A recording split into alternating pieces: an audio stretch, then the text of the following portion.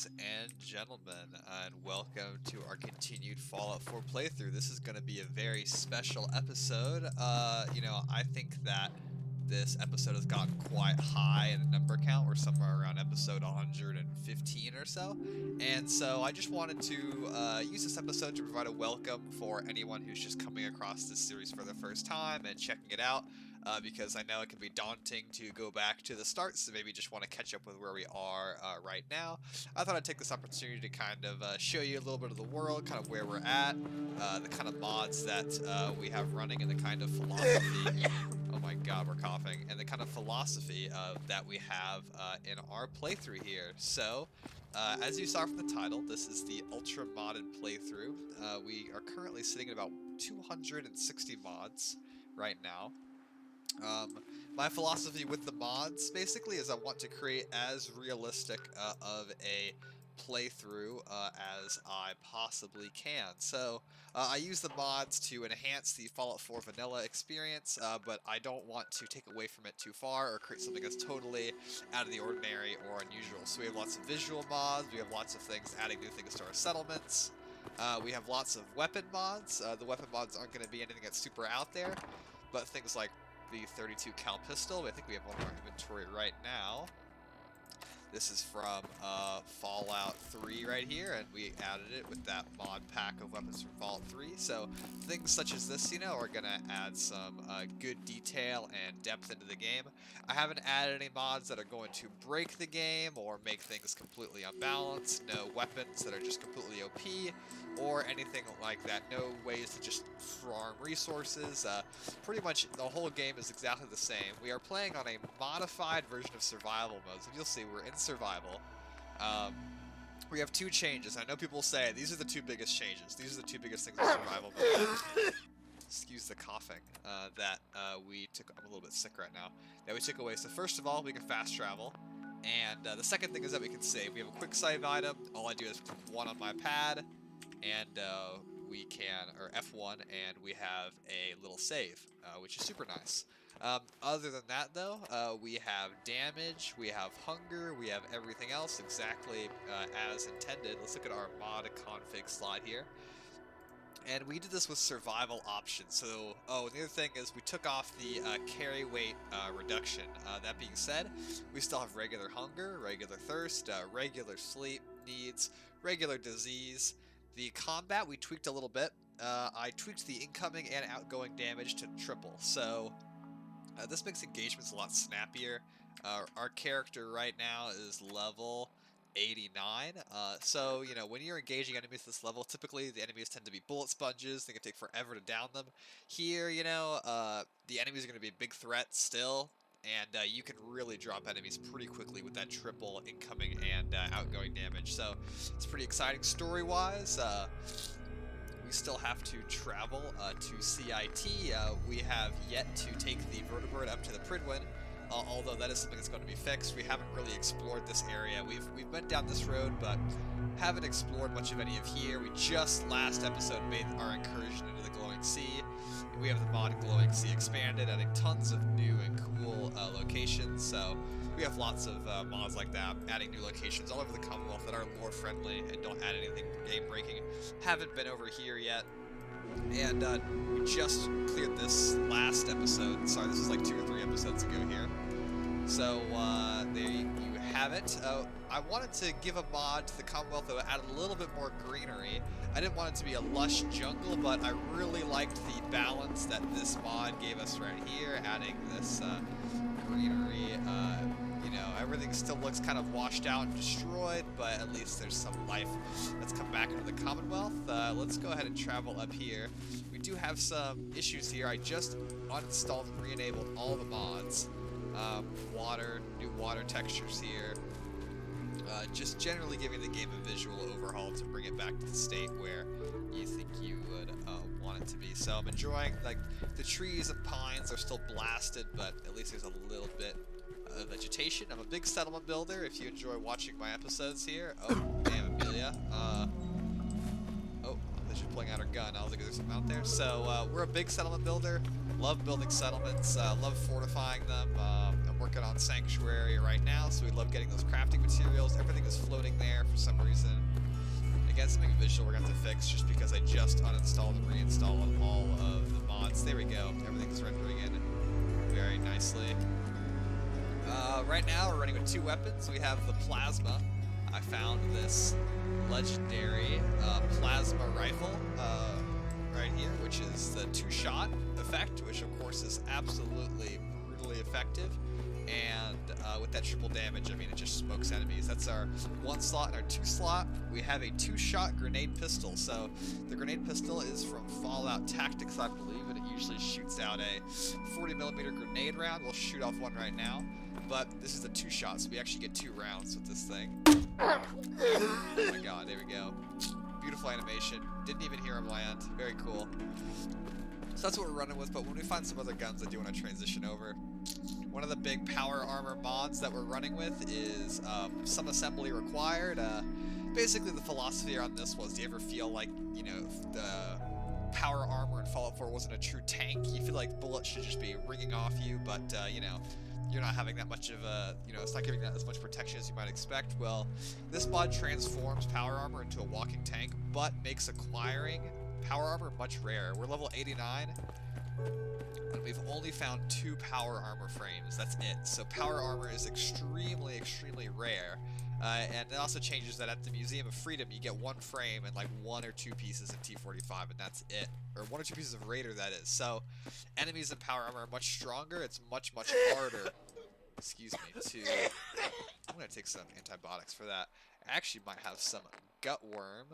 Hopefully I have some gutworm colony. It gives us 100 rads. This is one of our modded things that's added with the Children of Adam expansion.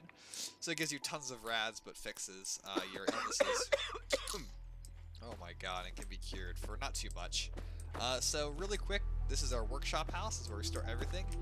Here we've got all of our weapons. I'm a fanatic looter, so I just loot everything that we see. You'll see many vanilla things here, of course, but also notice some things that are probably modded, but not too much here. Here we've got all of our clothes. Here we've got lots of crafting materials and miscellaneous items I intend to use for some purpose later, or to sell, or just unique items that I like to keep. This is empty. I forgot what I was going to put in there. And then here we've got lots of more of the same junk and food, and then nothing in that cooler.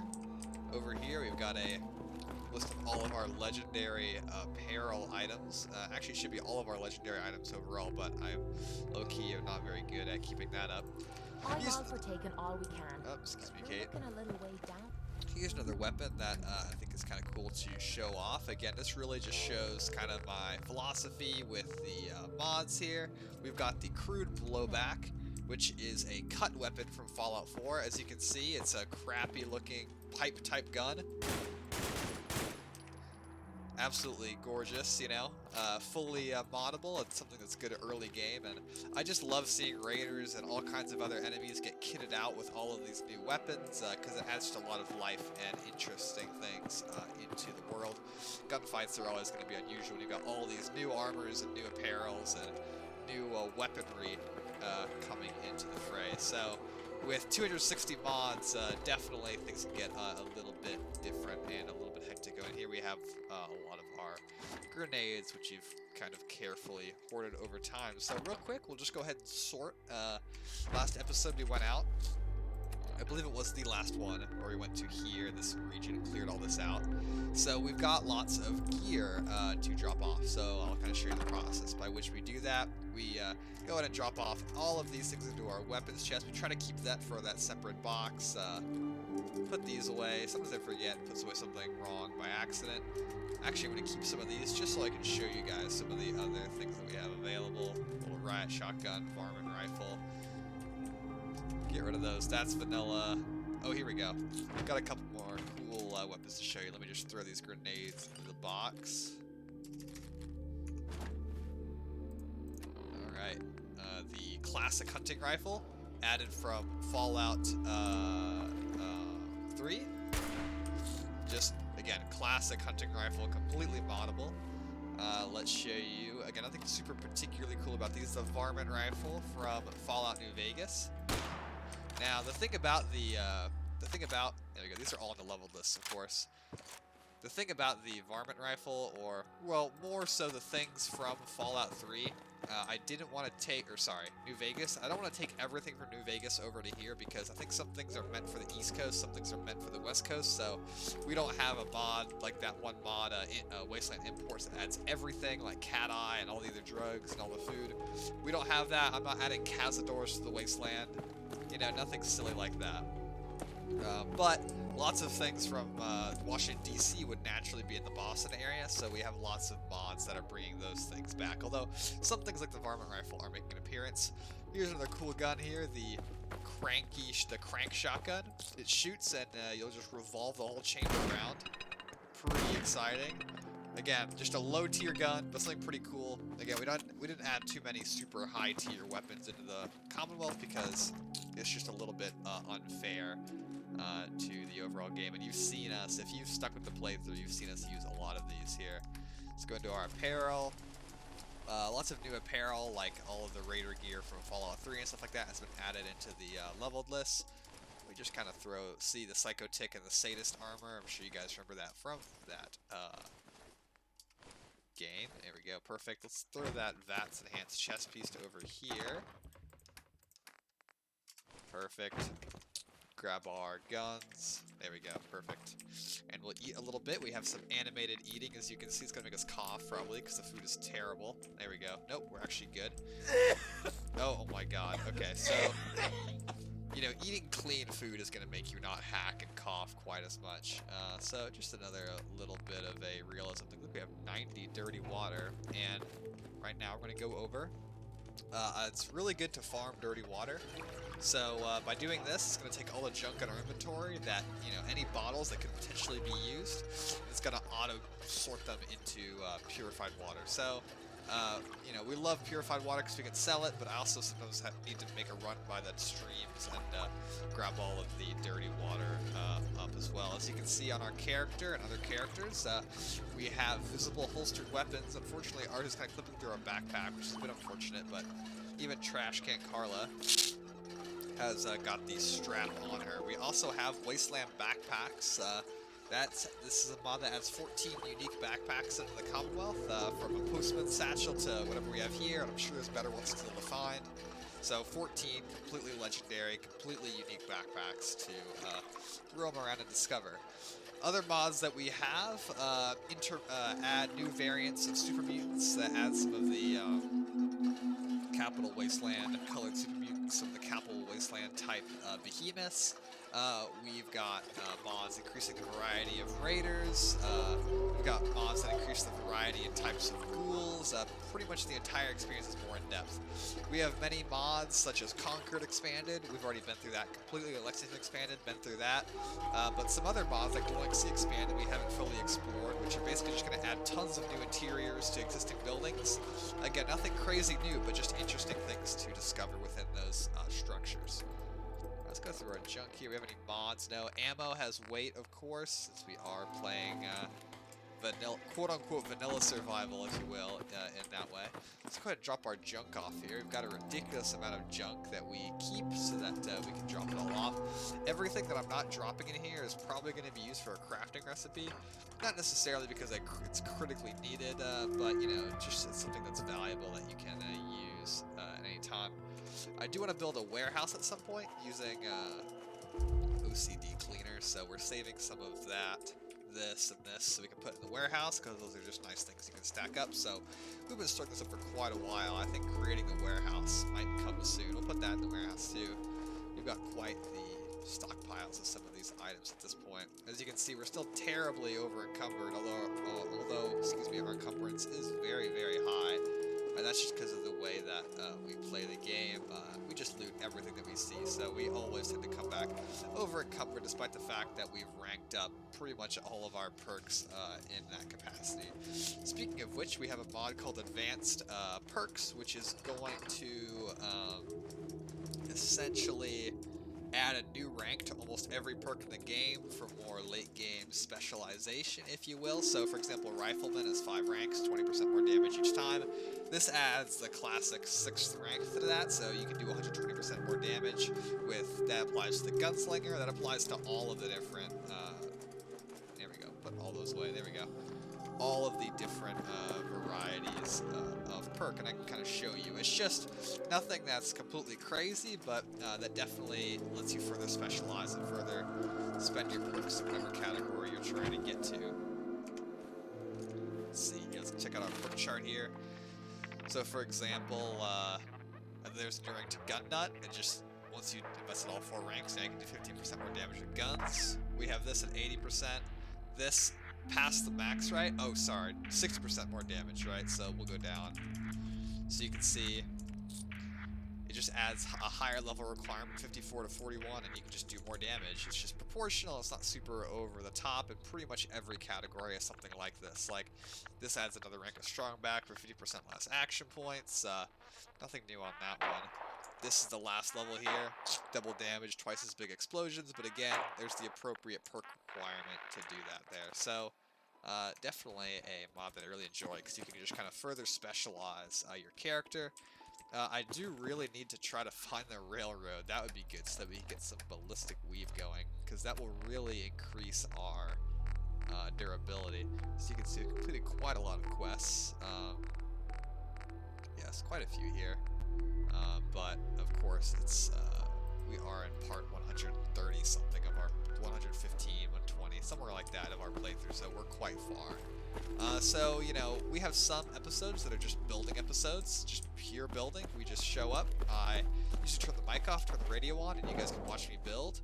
It used to be only Sanctuary, but recently we've been building up to Castle and 10 Ponds Bluff since we liberated those areas. But we'll have those. We also have the mod for the Creation Club, which lets you call in waves of attackers. We're going to actually move these flags out of the street, because these are just temporary placeholder markers here, really. But sometimes we'll do a no dialogue combat. We'll just let waves attack the settlement. I kill them all, loot them, and just repeat and try to get to the highest waves possible while fending off any attackers. So that's, of course, kind of a blast. What the hell? Alright, very cool. So that's pretty much it. I hope that you guys enjoyed this little episode. You know, if you're coming in, then welcome to the playthrough. And if you've already been watching, then I hope that this little recap just gave you a little bit more good information or some good reminders on why that I'm doing some of the things that I'm doing. We have yet to progress in the main story, but I'm telling you, I'm really leaning towards the Brotherhood of Steel. One more mod, just to mention, another standout mod here is Man's Best Friend, I think is what it's called. It basically lets you travel with Dogmeat and one more active companion. You know, if you were going full immersion, I guess you could hypothetically have all your companions come with you somewhere and have a little army, but I like that, but I don't want to unbalance the game. And the game was actually originally designed, it was later cut, but it was originally designed to let you have Dogmeat with another companion, which is why Dogmeat has his own separate perk tree, so you can level him up independently. But with this mod, he can travel with you. You won't get the Lone Wanderer perk, which would be kind of broken, of course. So that's just another example of a little mod that we add to our playthrough to give things a little bit more depth. As we play, you will definitely see us encounter all sorts of new and interesting things on our way across the Commonwealth. Now, we have been struggling with an issue in this playthrough for a long, long time, and that was that we could not get into the Pridwin because there was a glitch that basically made it an infinite load screen, which was completely terrible. After literally months of work on the side, I have fixed the problem, I believe, which is absolutely amazing. So I'm very excited to announce that our next upcoming episode, we will be taking a ride on the Vertibird with Dance up to the Pridwin and beginning our Brotherhood of Steel campaign. So I would love to see all of you guys come in the next episode. Please like this video if you liked it, and subscribe if this series seems interesting to you or you want to see when these new episodes are coming out, because I promise we'll have lots of very interesting adventures to go on. Last time we were in the Glowing Sea, one of the modded locations is like a Deathclaw's Den. It adds like 6 or 7 Deathclaws in one area. I'm going to come back with a Fat Man, seriously, and wipe them out, but that will be later. But I hope that I will see all of you guys next time when we travel up to the Pridwin and begin our quest requesting a board. Well, with that being said, I hope you guys enjoyed the video. If you have any questions, please leave it in the comments. If it regards to a mod, what does this, what does that, I'll be happy to answer any of your questions. So welcome new players, welcome returning old viewers, and I hope to see you guys on our adventure throughout the Commonwealth together. That's all for today. This is your host, Starter Gaming, signing off.